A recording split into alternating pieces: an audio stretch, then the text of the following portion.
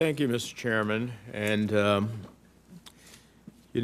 one of my concerns when we were doing Dodd-Frank was that the marketplace had gotten ahead of where the regulators were, and I say the regulators broadly defined.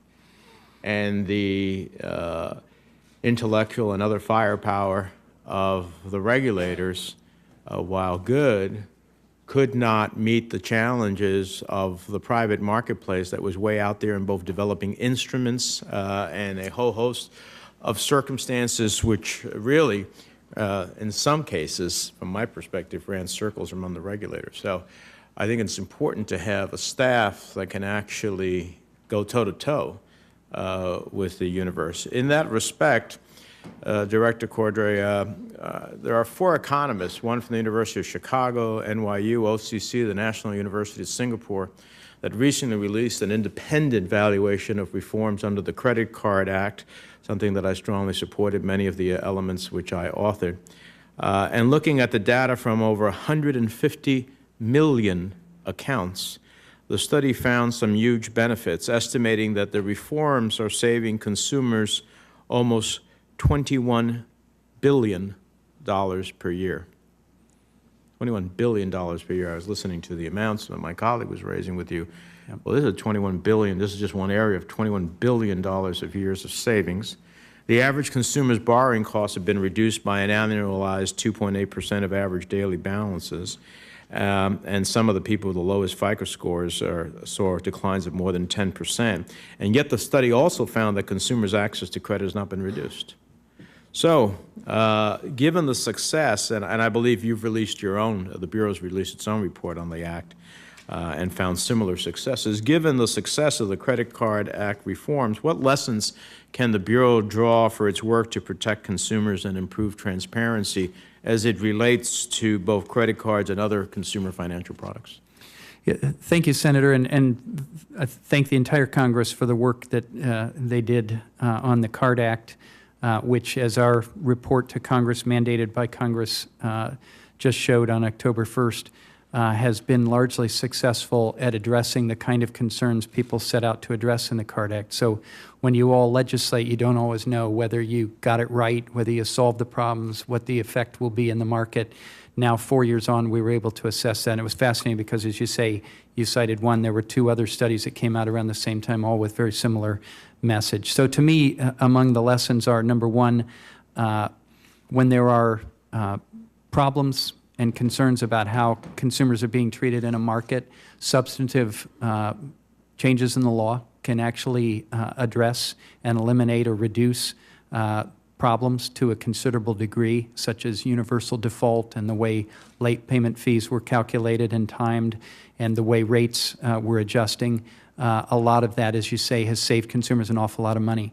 The other thing is, often when we go to change the rules or change the law in a financial area to protect consumers, we're met with the criticism, well, it's going to dry up access to credit. Nobody will lend if they have to actually protect consumers, like that's some horrible, unmentionable, impossible to understand objective. In this case, what we were able to determine was that the access to credit issues were limited to the extent there was some constriction in the access to credit that can be parceled out from the effects of the financial crisis, which itself caused significant restrictions on access to credit. They were, in terms of product lines that weren't being utilized by consumers, there's still plenty of unused product line, but some of that was cut back in that regard. And some of it was intended by the Act. There were a lot of concerns about college students going off to college, first leaving home, having credit cards aggressively marketed to them and getting into credit where they had no apparent income to repay. And there was a lot of heartburn about that. I remember when I was the state treasurer in Ohio hearing a great deal about that. That was an intended effect of the Act, was to slow down the marketing of cards to young people, and it has had that effect. I appreciate it's a pretty extensive answer. Let me, in the few seconds I have left, piggyback on that to a different card, which is prepaid credit cards. Yep. I had legislation last year to deal with this. I'm going to reintroduce again. I believe the Bureau is considering the possibility of regulatory actions in this arena, starting with a request for public comment. you know, this is also a very significant area where a lot of money gets spent and people don't know what they're buying. And, you know, you have all types of fees that are beyond, you know, what I believe are necessary, certainly to make a profit. I understand why the prepaid card industry is in that field, but by the same token, there are all types of fees, from asking for your account balance to cancellation of the card and a whole host of other things that are above and beyond. So can you give us an update on the status of the Bureau's work in this regard relating to prepaid cards, and what's your anticipatory timeline, so that I think about that in the context of my own legislation? Yes, and thank you. And we've discussed your legislation. I expressed my view that it's helpful in helping industry understand that change is coming in the area of prepaid cards, whether it's by regulation by the Bureau or by legislation. It's going to come one way or the other. We have issued an anticipatory notice of proposed rulemaking indicating our commitment to engaging in regulation of prepaid cards.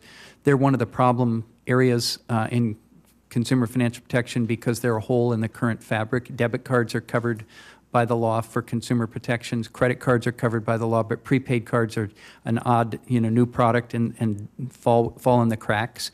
That's very problematic because this product has exploded in recent years. I've seen indications that maybe as much as $175 billion will be loaded onto prepaid cards by the end of next year. So we're playing catch up.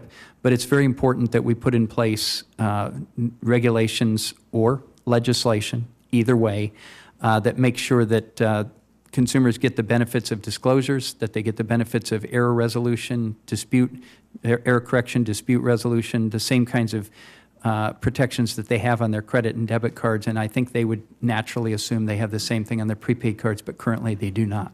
Well, thank you, Mr. Chairman. I hope, I don't know if you have a quick answer here, but if not, for the record, maybe you could quantify for us what the Bureau has saved consumers through its actions in this country, so we can look at a cost-benefit relationship. I can't do that today. I don't know the answer to that. I hope and expect over time there'll be considerable benefit to consumers. And also, there's non-quantifiable benefits like having your credit reports be right, not being harassed in the workplace or have your relatives harassed by debt collectors, other things that go to the dignity of individual consumers that is also important to them. Thank you, Mr. Chairman.